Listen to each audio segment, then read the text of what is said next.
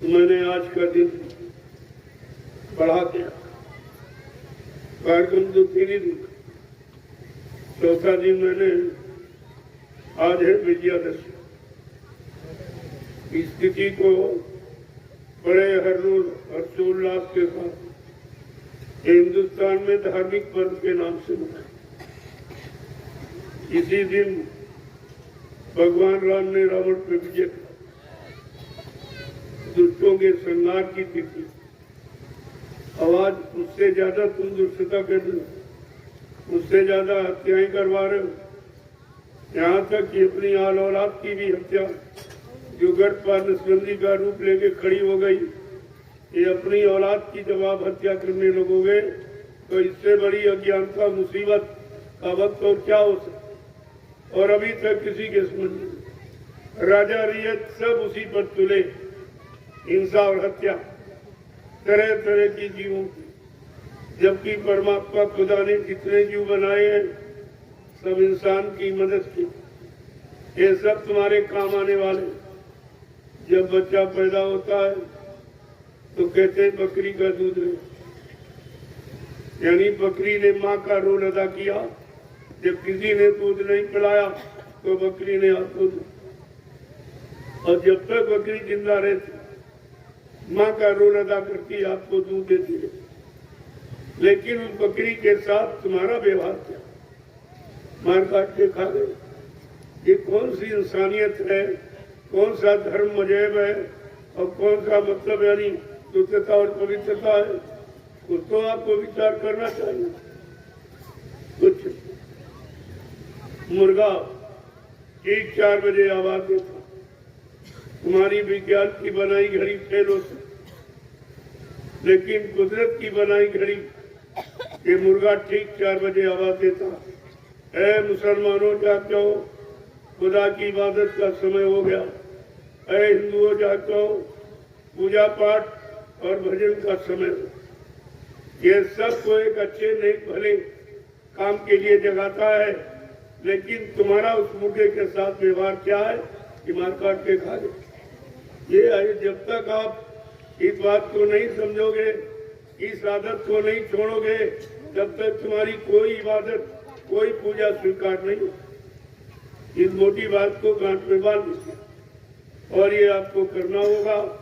नहीं मानोगे तो कुदरत मनाने के लिए तैयार खड़ी। वो सब तरफ से मनाना जानती, लेकिन संत महात्मा फकीर आपको बचाना चाहते, जो कि मानो अनमोल मंदिर है। ये जिस्मानी मस्जिद है जिसमें खुदा की रूह बैठी है, परमात्मा की आत्मा बैठी है। इससे पवित्र न कोई मंदिर है, न कोई मस्जिद है, न कोई धर्मस्थल। लेकिन उसको आप भूल गए। जिसको पाक साफ रखना चाहिए उसको आप गंदा कर रहे हो।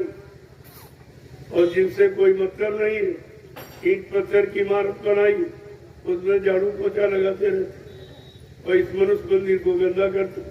जबकि इसी मनुष्य मंदिर और जिस्मानी मस्जिद से ही वो ईंट पत्थर का मंदिर और मस्जिद इसी ने बनाया।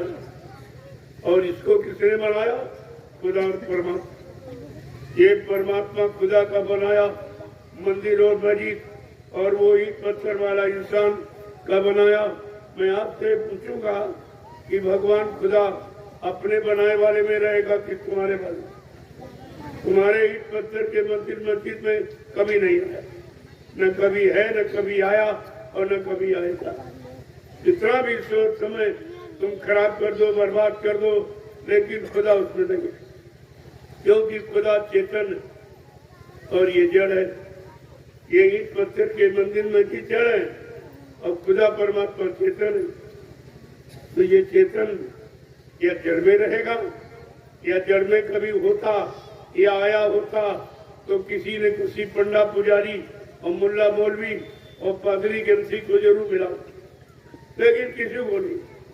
कोई बता दे, इसलिए लोग बैठे हुए कि जहाँ जहाँ आपने आस्था लगाई है, विश्वास किया है, वहाँ तुमको खुदा मिला है।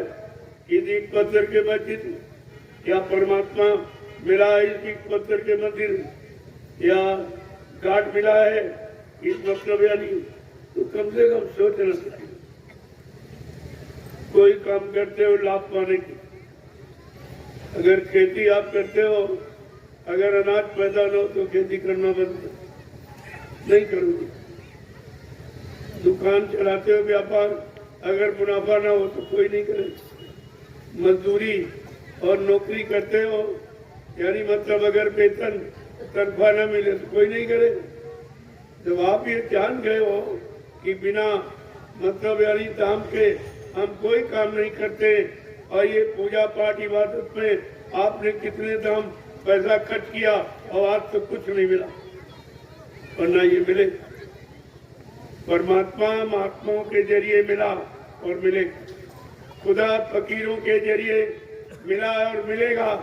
इनके अलावा और कोई उनका दीदार दर्शन करा नहीं सकता।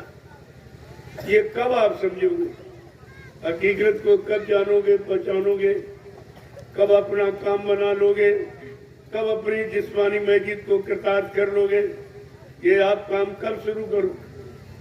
अरे कोई अच्छी नेक भली बात तो समझो तो मानो, तब तो तुम्हारा भला हो जाएगा।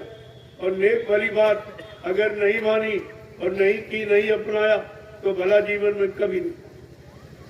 कितना भी आप कुछ कर लो, लेकिन तुम्हारे करने से, तुम्हारे सोचने से, तुम्हारी मनमुक्ता से कभी लाभ न मिला है और न कभी मिलेगा।